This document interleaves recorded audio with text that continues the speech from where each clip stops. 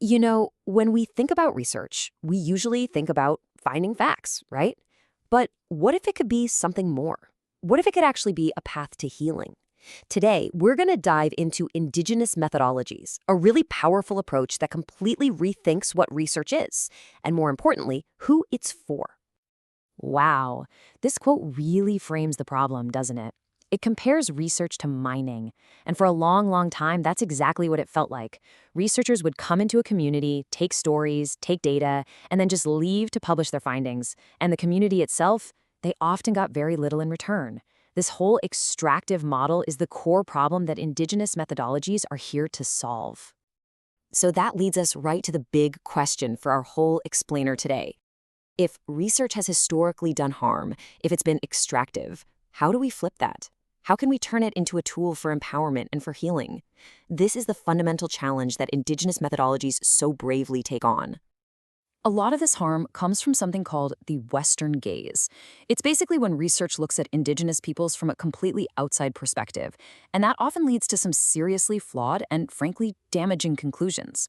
This approach tended to focus on what communities were supposedly lacking, a pretty awful idea known as deficit theorizing, which was then used to justify all sorts of harmful policies. Okay, so to really get our heads around this, we first need to get clear on a couple of key terms. You might hear them used interchangeably, but as you're about to see, they actually mean very different things.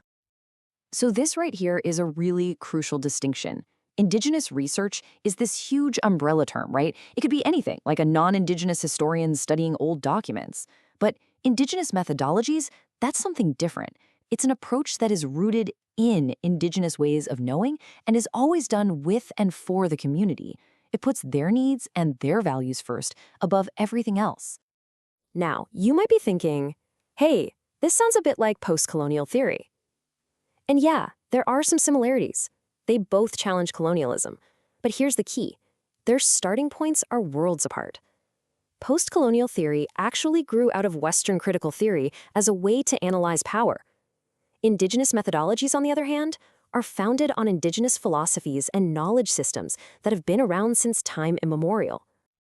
So, this isn't just about pushing back against colonialism or trying out some different research methods.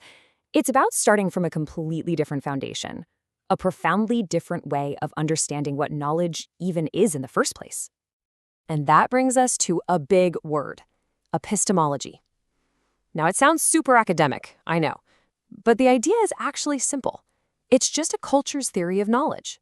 What do we count as knowledge, and where does it even come from? The specific epistemology that underpins Indigenous methodologies is what makes them so incredibly unique. This table gives us a fantastic breakdown. From an Indigenous perspective, knowledge is holistic. It includes your feelings, your experiences, even spiritual insights, not just stuff you can measure. It's interconnected. It comes from the relationships between everything. It's animate and fluid, kind of like a river, not something static you can just pin down in a book. And it comes from so many sources: the land, spirit, even non-human beings. Now, this is a world away from a dominant philosophy in the West, Cartesian dualism. You know the famous line, "I think, therefore I am." It separates the mind from the body, from the physical world. Well, Indigenous holism does the exact opposite. As the Nucha North philosopher Richard Adelio explains, the connection between the spiritual and the physical is just assumed to be normal. There's no separation. It's all one. I love this quote because it just paints such a vivid picture. The scholar Danny Moonhawk Alford uses this incredible metaphor of surfing the flux. Think about it. You don't control the ocean, right? You learn to ride its waves. That's how Indigenous epistemology sees knowledge and life, as this dynamic, constant flow of energy that we're a part of, not the masters of. Okay, so if that's the philosophy, these big, beautiful ideas, what does it actually look like in practice? How do you take these deep concepts and turn them into concrete actions? Well, it all boils down to one central thing: relationships.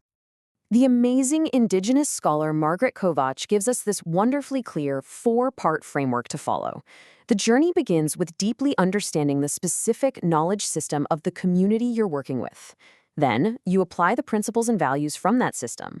The absolute core of the work is building those relationships. And finally, you share the knowledge back in a way that's responsible and holistic. It's a process called restoring. And this is where the rubber really meets the road.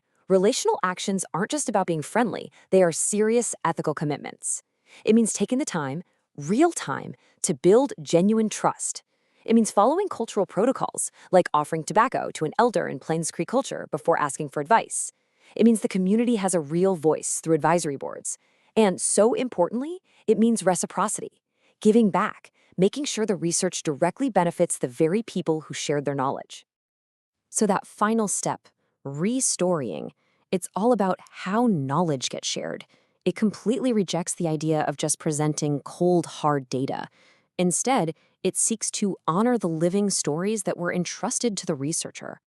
To do this, Indigenous scholars are just blowing the doors off what academic work can even look like. They're challenging the idea that a formal paper is the only valid way to share knowledge. For example, the scholar Peter Cole wrote his entire doctoral dissertation not as a thesis, but as a single, powerful poem. He embodied the knowledge in a completely different form. And it doesn't stop there. Others use these metaphors that are deeply rooted in their culture to convey the research journey. Herman Michel, for instance, framed his whole project through the allegory of a canoe trip, a really powerful and meaningful symbol from his culture. And sometimes it moves completely off the page. Research can be shared and embodied through performance, using song, dance, theater, all to transmit knowledge in a way that hits you on an emotional and spiritual level, not just an intellectual one. This is restoring in its most powerful, holistic form. All these creative ways of sharing knowledge lead us to our final and, I think, most important section. Why does all of this matter? This whole approach is about so much more than just academic work. It's about fundamentally changing the entire purpose of research itself. I absolutely love this simple, brilliant idea from scholar Robina Thomas. It's called the Uncle Paul Principle, and it asks a really simple question. Is your research written in a way that people in the community, your own family, can actually understand it and see why it's important to their lives? Because if not, who's it really for? And, this isn't just a theory. We're seeing a real shift happen. In Canada, the year 2016 is seen as a major turning point. Before then, a lot of research was still pretty extractive. But since then, there's been this growing movement towards community control, using frameworks like OCAP, that stands for Ownership, Control, Access, and Possession. The whole trend is clearly moving towards research as a tool for healing. So at the end of the day, Indigenous methodologies offer this profound alternative. They give us a path for research to stop being a colonial tool of extraction and instead become a practice of decolonization, a real way to foster healing and build stronger, self-determined communities through the very act of creating knowledge. And that leaves us with a final, powerful question from the author Thomas King. If research is really about telling stories, and stories are what make us who we are, then we all have a pretty profound responsibility, don't we? What stories are we choosing to create, to listen to, and to share? And maybe most importantly, who do those stories serve?